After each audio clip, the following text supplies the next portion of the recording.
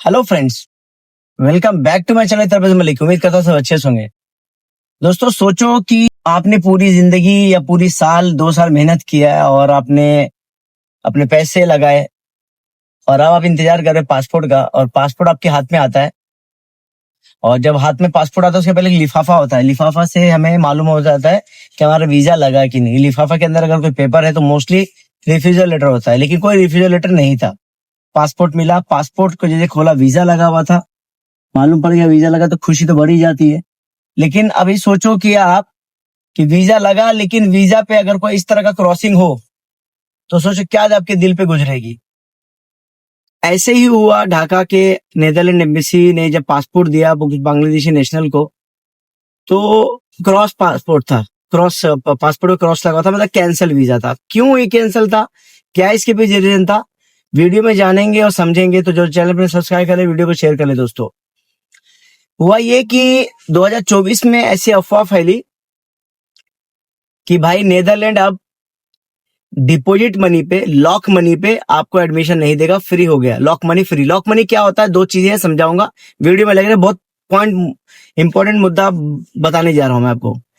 Lock क्या होता है, लॉक दोनों लॉक ही है, लेकिन क्या होता है इसको डिटेल इसी वीडियो में आगे जानेंगे। तो वीडियो थोड़ी सी लंबी होगी, इतनी लंबी नहीं होगी, लेकिन मजेदार होगा। अब जब पासपोर्ट मिला, सबने पता किया कि भाई क्या रीजन था। तो रीजन ये मालूम पड़ा कि जो मिनिस्ट्री ऑफ फॉरेन अफेयर है और इमिग्रेशन अथॉरिटी एम्बेसी, इनको शक होने लगा कि भाई ऐसा क्या हुआ कि इतना ज्यादा एप्लीकेशन लोगों का होने लगा है एम्बेसी में, इतना ज्यादा स्टडी वीजा अप्लाई करने लगे। तो जब इस पर रिसर्च किया गया, 24 से लेकर 25 तक कुछ कुछ वीजा दे गए, तो मालूम पड़ा जब बंदे वहां पहुंचते थे तो वहां पहुंचने के बाद वहां से कहीं और निकल जाते थे। मतलब नेदरलैंड नहीं रुकते, कहीं और कंट्री चले जाते, या स्टडी वीजा स्टडी कंप्लीट नहीं करते थे, कहीं और जॉब करने लगते थे। या बहुत सारे एजेंट लोग ने इसी रास्ता को इख्तियार किया कि ताकि बांग्लादेशियों को यूरोप के अंदर एंट्री मिले।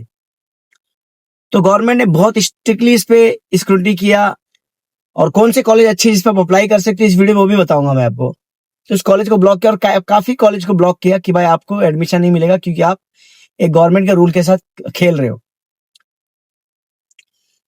मतलब स्टडी वीजा के नाम पे धोखाधड़ी कर रहे थे। और एम्बेसी ने स्ट्रिक्टली बोला कि आपको अगर स्टडी वीजा नेदरलैंड का अप्लाई करना, खुद भी डायरेक्टली कर सकते हो, बट डायरेक्टली पॉसिबल होता नहीं है, भले एम्बेसी बोले, क्योंकि पेपर वर्क बहुत ज्यादा होता है, आम बंदे को मालूम नहीं होता है। तो अब ये क्या गेम था समझाता हूँ। होता क्या था कि पहले जो होता था, पैसे एग्जाम्पल के तौर पे मंथली आपका जो खर्चा है, लगभग समझो कि 1000-1200 यूरो खर्चा है, तो साल का एक साथ पैसा यूनिवर्सिटी ले लिया करती थी। मतलब लगभग 12 से 15 हजार, जो भी आपका साल का, समझो कि महीने का 1200 है या 1000 है, तो 1000 इंटू 12, ऐसा करके 12,000 से लेके अपना जो भी वैल्यू होता था 12 महीने का जमा कर लेते थे यूनिवर्सिटी। और जब बंदा यूनिवर्सिटी कॉलेज में जाता था तो उसको हर महीने खर्चे के तौर पे दिया जाता था उसके अकाउंट में। जब वहां पे आप जाते हो तो वहां पे आप एक अकाउंट खोलते हो, स्टूडेंट वीजा का अकाउंट खोलता है, जैसे बैंक अकाउंट खोलता है, तो उसमें आपका खर्चा आपको यूनिवर्सिटी देगा। क्योंकि जब आप यहाँ पे यूनिवर्सिटी के कोर्स के मतलब कंप्लीट कर लेते हो यहाँ पे सारा प्रोसेस, तो आपको एक अमाउंट जमा करना होता है कि भाई मेरा ये खर्चे इतना है, तो उतना अमाउंट का आपको ब्लॉकेज कर लेते हैं वो लोग कि 12,000 महीने का साल का खर्चा है, तो इनको 12,000 रुपया जमा करना होगा, ताकि बंदा वहां से भागे नहीं। तो हर महीने आपको यूनिवर्सिटी कॉलेज ट्रांसफर करती थी 1 तारीख को, आपके खाने का रहने का आपको कॉलेज ट्रांसफर करती थी, और वो फंड ब्लॉक होता था, उसको आप विड्रॉल नहीं कर सकते थे कभी भी। लेकिन ऐसा हुआ कि 24 में शायद वहां के नेदरलैंड गवर्नमेंट ने एक नया लॉ पास किया स्टूडेंट वीजा के लिए कि अब वो अमाउंट फ्लेक्सिबल होगा। फ्लेक्सिबल का मतलब अगर आप चाहो तो एक साथ में निकाल लो, आप चाहो तो आपको हम मंथली देंगे।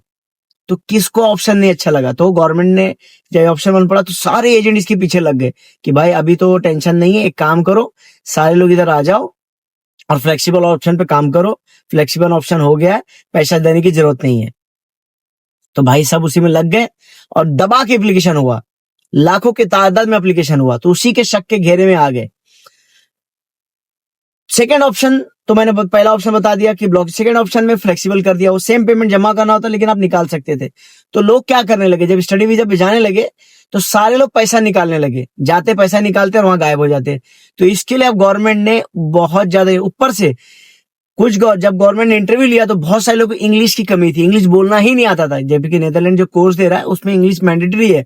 आईएलटीएस के कोर्स की जरूरत नहीं है, बट इंग्लिश बोलना नहीं चाहिए। तो इंटरव्यू में इंग्लिश ही नहीं बोल पा रहे थे, अपने सवाल का जवाब नहीं दे पा रहे थे, अपने कोर्स के बारे में बता नहीं पा रहे थे, कॉलेज के बारे में सही से नहीं बता पा रहे थे, क्या फीस है, क्या स्ट्रक्चर है, क्या स्पेशलिस्ट में कौन से स्पेशल में जा रहे हो, कौन से सेक्टर में मतलब कोई स्टडी है, कितने कॉलेज का फीस, सब कुछ भी नहीं बता पा रहे थे। उसी शक के घेरे में कॉलेज ने सबको कैंसिल, इमिग्रेशन ने सबका पासपोर्ट कैंसिल कर दिया और बहुत सारे लोगों का कैंसिलेशन पेपर दे के बोला भाई हम आपको वीजा नहीं दे सकते। तो ये, और उस वक्त जब वीजा एप्लीकेशन हुआ था उन्होंने 3 से 4 महीने के लिए, 5 महीने के लिए रोक दिया था। पासपोर्ट जमा था नीदरलैंड एम्बेसी में, बट दे नहीं रहे थे इसी वजह से, क्योंकि वो चेक कर रहे थे कि बंदे को बुला बुला के या उसके कॉलेज को चेक कर रहे थे। तो इसमें कॉलेज का भी हाथ था, एजेंट का भी हाथ था, कैंडिडेट का भी आता है कि कैंडिडेट को एंट्री करना था। इसके लिए सबसे बड़ी प्रॉब्लम हमें एशियन को तभी होती है दोस्तों, जब भी कोई कंट्री हमारे लिए खुलता है तो हम उसके गलत तरीके को यूज करते हैं, ना कि सही तरीके यूज करना। आज माल्टा हो, क्रोएशिया हो, पोलैंड है, हमको वीजा नहीं दे, उसके पीछे रीजन है कि हमने उनके साथ गलत किया है शुरुआत में। वहां पहुंचने के बाद हमने गलत तरीके से उनको ट्रीट किया या उनके वीजा को सही से फॉलो नहीं किया, उनके कानून को फॉलो नहीं किया। तो इसके लिए कहता हूं दोस्तों, जब भी कोई कंट्री आपको वीजा दे उनकी रिस्पेक्ट करो। मैं क्या बोल रहा हूँ, स्टडी वीजा के पैसे आपके पास है, कोर्स कंप्लीट करो, वहां रहते जॉब भी करो, पार्ट टाइम काम मिलता है यार, लोग फुल टाइम करने लगते हैं, तो क्या प्रॉब्लम है।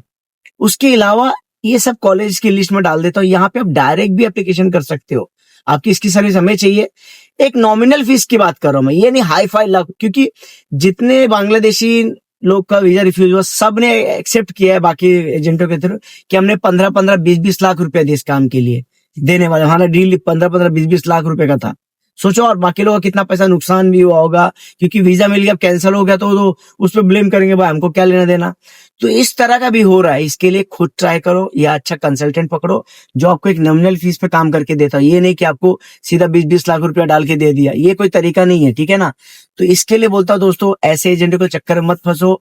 और जब भी कोई नया स्कीम गवर्नमेंट डालती है तो याद रखना, गवर्नमेंट की उस पर नजर बहुत ज्यादा होता है। ये नहीं कि आपने अप्लाई कर लिया, अप्लाई कर लिया और कुछ मतलब वहां पे कुछ किए नहीं, या वर्किंग वीजा पे गए, एक कंट्री में दूसरे में भाग गए, वो सब चेक करते हैं। इससे फिर हमारे आने वाली जो नस्ल है उनको मसला हो रहा है। तो ये मसला ना हो, सही तरीके सही चीजों को जानो, उनके लॉ को समझो। अब जैसे मैंने वीएफएस के बारे में वीडियो बनाया कि भाई वीएफएस जो है अपॉइंटमेंट के नाम पे किस तरह का कर रही है, ना शेड्यूल ऑप्शन दे रही है, ना कैंसिल ऑप्शन दे रही है।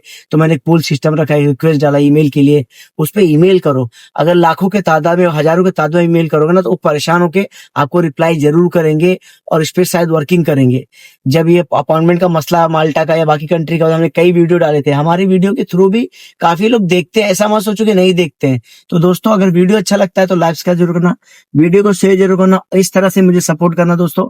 इंस्टाग्राम की आईडी तबरेज मलिक ऑफिशियल है, उसको जाके फॉलो लाइक शेयर जरूर करना। थैंक यू, आप उसका शुक्रिया।